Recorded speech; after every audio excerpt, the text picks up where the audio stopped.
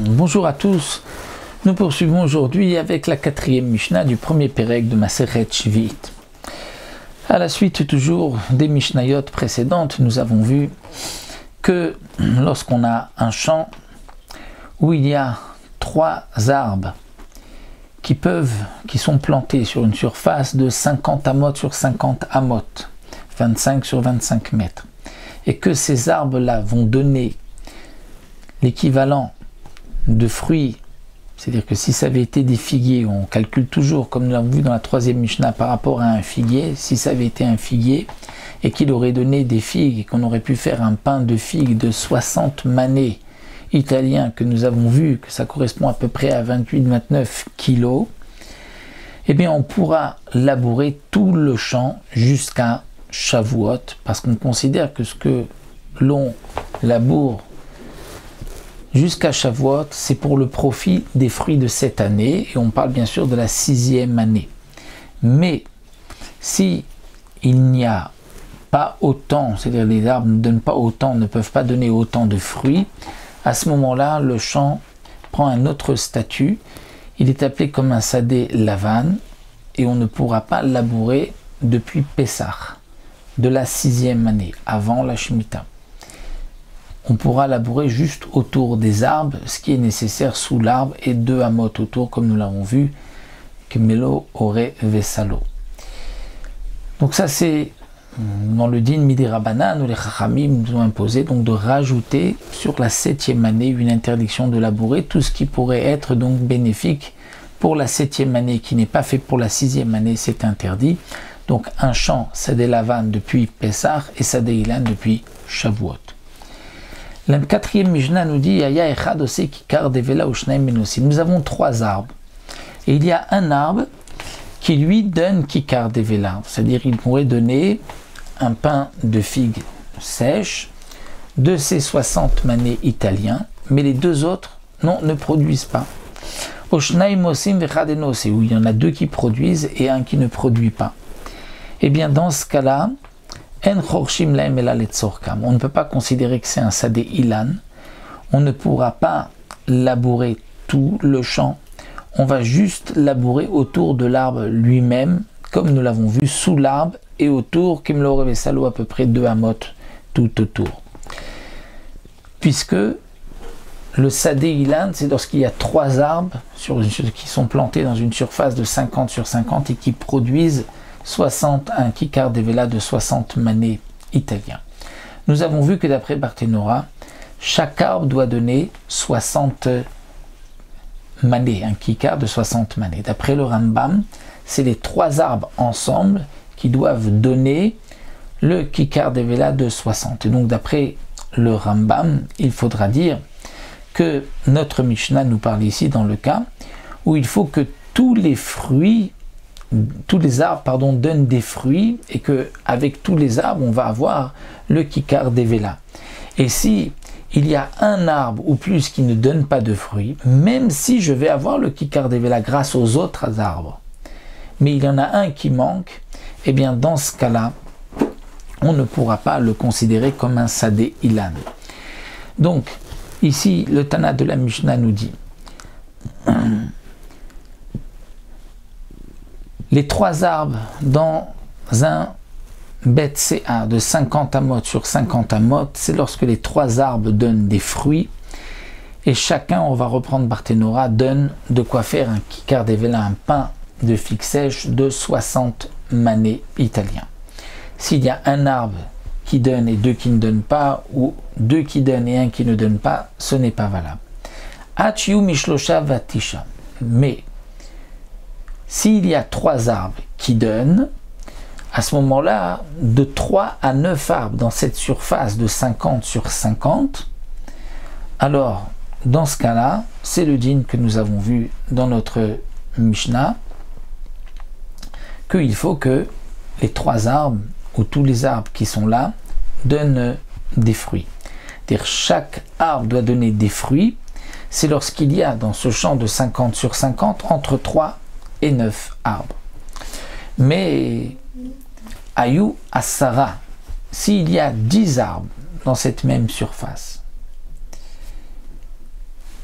mais à Saraoul Mala et 10 et plus, à ce moment-là, ben osim, ben shenanosim, aussi bien si les arbres produisent des figues, ou, comme nous avons vu, si ce ne sont pas des figuiers, mais qu'il aurait pu donner, si c'était des figuiers, cette quantité de, donc chaque arbre, un kikar de shishimane, ou ben shenanosim, ou qui ne font pas, mais chorshim kol betsea bishvilam, là on pourra labourer tout le betsea bishvilam, étant donné qu'il y a plus que 9 arbres, il y a 10 arbres. À partir de 10 arbres, il n'est plus nécessaire que les arbres donnent des fruits, donnent cette quantité-là, pour que ce soit appelé un sadé ilan.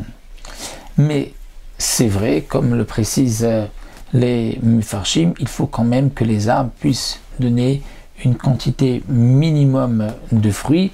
Et dans le Yerushalmi, il y a une marloquette, quelle est cette quantité que les arbres doivent donner au minimum. Donc ce que nous avons vu, que chaque arbre doit donner des figues, de quoi faire un pain de figues de 60 manées italki, ça c'est seulement lorsqu'il y a de 3 à 9 arbres. Lorsqu'il y en a 10, même si chacun ne produit pas autant, ça s'appelle aussi un sadé ilan et on pourra labourer jusqu'à Shavuot. La Mishnah poursuit, Sheneemar becharish bakatzir tishbot.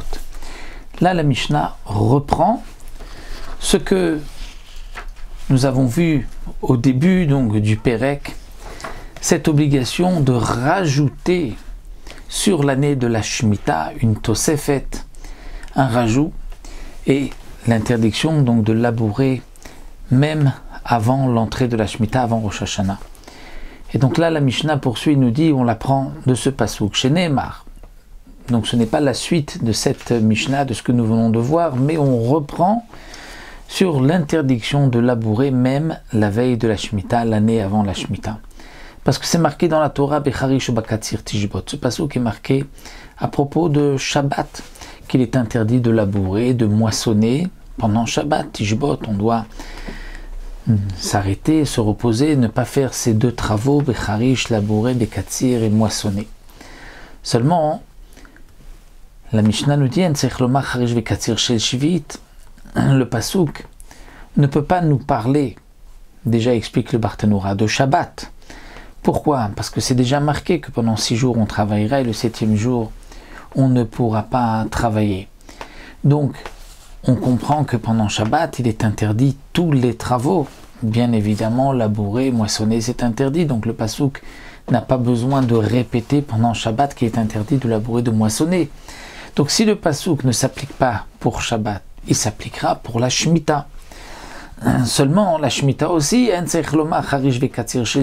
on n'a pas besoin de passouk pour nous dire que pendant la Shemitah, on ne peut pas labourer, pendant la Shemitah, on ne peut pas moissonner comme on le fait toutes les autres années. Pourquoi? Parce que nous avons aussi un passouk qui est marqué Mefourage, que c'est pendant 6 ans et pas la 7e année. Pendant la 7e année, il est interdit de faire des melachot. Donc, obligatoirement, le passouk nous parlera d'avant la Shemitah. On a un principe, comment, lorsqu'on a un passouk qui ne vient pas pour le sujet même marqué dans la Torah, c'est que ce passouk vient nous apprendre pour autre chose. Imeno inyan pour Shabbat, inyan li Shemitah. S'il n'est pas pour la Shemitah, il est pour avant la Shemitah. Donc, et la Charish et les Rev Shvit, il s'agit d'interdiction de labourer veille de Shemitah, Shonichnas Bashvit, qui va rentrer, c'est-à-dire qui va être favorable pour la Shemitah. La Torah nous interdit donc même avant la Shemitah. De même, Katzir Shel Shvit, si nous avons une récolte qui a poussé pendant la Shemitah et que on veut ensuite la couper après la Shemitah, eh bien on sera tenu à toutes les dinim donc de la Shemitah pour cette récolte et on ne devra pas la couper comme on a l'habitude de la couper toutes les années. Donc de là, nous apprenons de ce passouk une interdiction déjà avant la Shemitah et une interdiction aussi après la Shemitah pour ce qui a poussé pendant la Shemitah. Donc nous avons notre source, Charish de Erev Shvit, l'interdiction de labourer avant la Shemitah. Ça c'est Tanakama. Rabbi Shmuel lui n'est pas d'accord. Rabbi Shmuel dit non, le passouk nous parle de Shabbat. Mais le passouk, c'est vrai, n'a pas besoin de nous dire qu'il est interdit de labourer ou de couper, de moissonner pendant le Shabbat, puisque c'est déjà marqué que toute Melacha est interdite. Eh bien, Rabbi Shmuel nous dit, en vérité, ce passouk va nous apprendre quelque chose. Il va nous apprendre que on va apprendre la ketzira de la harisha, c'est-à-dire l'interdiction de moissonner, de l'interdiction de labourer. Et nous allons pouvoir en déduire que parfois on a le droit de moissonner pendant Shabbat. Pourquoi? Pour la ktsira du Homer, de cette offrande qui était apportée le deuxième jour de Pessah, il fallait couper l'orge même si c'est Shabbat. Comment on l'apprend du Passouk? Parce que Rabbi Shmuel nous dit mais charish reshut afkatsi reshut, c'est-à-dire de quel charish, de quel l'amour la Torah nous a interdit de labourer lorsque c'est facultatif, pas lorsqu'il y a une mitzvah. Pourquoi pas quand il y a une mitzvah? Parce qu'il n'y a aucun cas où on doit labourer pour une mitzvah. Ça n'existe pas une mitzvah de labourer un champ. Moissonner un champ, ça existe pour la ktsirat ha-omer, pour couper l'orge pour cette offrande du Homer. Donc Rabbi Shmuel va nous dire, de la même manière que la harisha marquée dans le pasuk, ça ne peut être que reshut facultatif, pas quand il y a une mitzvah. Donc de même, le katsir marqué dans le pasuk, l'interdiction de moissonner, c'est seulement si c'est facultatif. Mais il y a tzak sira Homer, si on vient couper le Homer, là, étant donné que c'est une mitzvah, nous avons le droit, même donc pendant Shabbat, c'est ce que le pasuk vient nous apprendre ici, c'est ce que donc Rabbi Ishmael vient nous apprendre. En tout cas, d'après Tanakama, nous avons trouvé la source de cette halakha de ne pas moissonner veille de Shemitah, donc même la 6e année, ce qui va être profitable pour la 7e année.